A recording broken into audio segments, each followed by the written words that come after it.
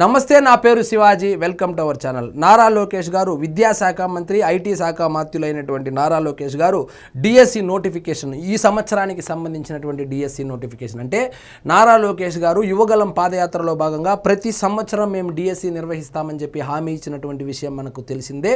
So అందులో భాగంగానే దాదాపు 16,347 పోస్టులు గత ఏడాదికి ఉద్యోగ అవకాశాలు కల్పించడం జరిగింది. ఉపాధ్యాయులుగా వాళ్ళు నియమితం కూడా అవడం జరిగింది.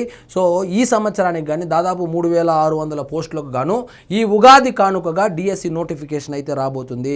సో మొత్తం 1994 నుంచి 2018 వరకు చంద్రబాబు నాయుడు గారి హయాంలో 13 డిఎస్సీలు జరిగింది.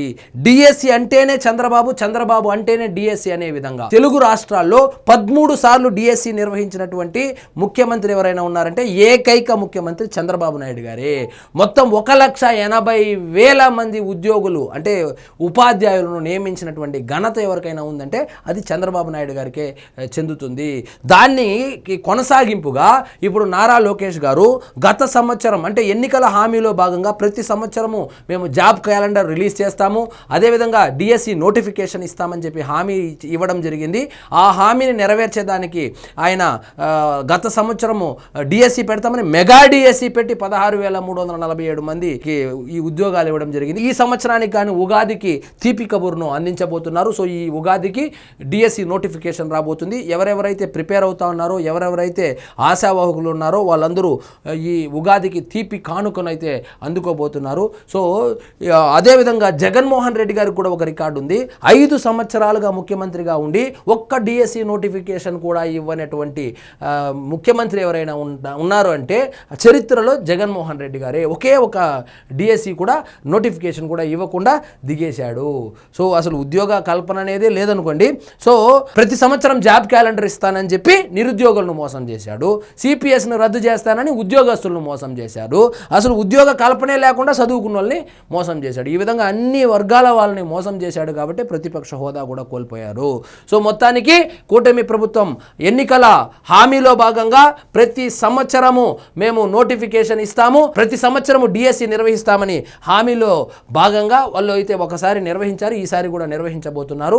సో అదేవిధంగా ఆయన యువగలం పాదయాత్రలో భాగంగా 20 లక్షల ఉద్యోగాల కల్పన చేస్తానని చెప్పి మాట ఇవ్వడం జరిగింది.